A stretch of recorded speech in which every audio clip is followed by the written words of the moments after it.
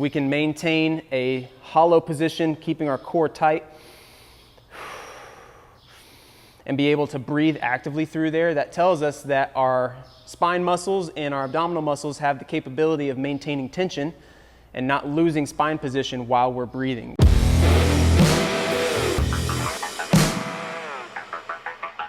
What's up, team? Welcome back to another episode of Excellence in Motion. Today, I'm gonna show you a little clip from a seminar we did a couple of days ago where we talked about how you can organize your breath around spinal stability. If you can't breathe while you're stabilizing your spine, we have a lot of problems that might show up in movements like Olympic weightlifting, deadlifting, gymnastics, and a whole bunch of other stuff. So really pay attention to what we talk about here in the next couple of minutes about how you can organize your spinal stability and then practice breathing on top of that so you don't hurt yourself in the long run. If you're just meeting for the first time, we do videos here on health education, movement tips, and fitness gear reviews. So if you enjoy that kind of stuff, please consider subscribing and liking today's video. It really helps the algorithm and it helps push that stuff out to more people who might be interested. So without further ado, stick around and listen to this little clip from our seminar recently, and hopefully you learned something along the way.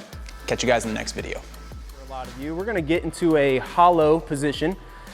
To get there to start, I want you to feel the space between your low back and the floor and know what that feels like. Legs straight, put your hand underneath the small of your back, feel the difference there. Now I want you to smash it in with your core. Tighten your core, decrease the space there. I want you to feel that floor with your back, all right? From that position, before we lift the legs or lift the arms, I want to see if you can do 3 deep belly breaths while maintaining your core stability and not letting your low back pop off the ground. And go. Belly breaths. Let me see those bellies breathing. Keep that core tight. Anybody having a hard time coordinating the two? Is it difficult? Yeah. Imagine what your spine thinks when you're putting 300 pounds on a deadlift bar and then you're trying to breathe and lift at the same time. It's tough. You guys know what the first movement pattern you learn is? Breathing, yeah. You know what the first movement pattern you lose is as you get injured or become an adult who spends time in a chair? Breathing, yeah. So sometimes this easy stuff's not always that easy. Okay, now that we're done with those, go ahead and relax. And now what I want you to do is tighten the core, lift the legs a little bit off the floor, put your arms up above your head, hold that shape. And now I want you to take a breath with your belly. Keep tension through the core, but still breathe. How many of you find that challenging? Oh man, it's so hard. Breathe, breathe, breathe. Fantastic.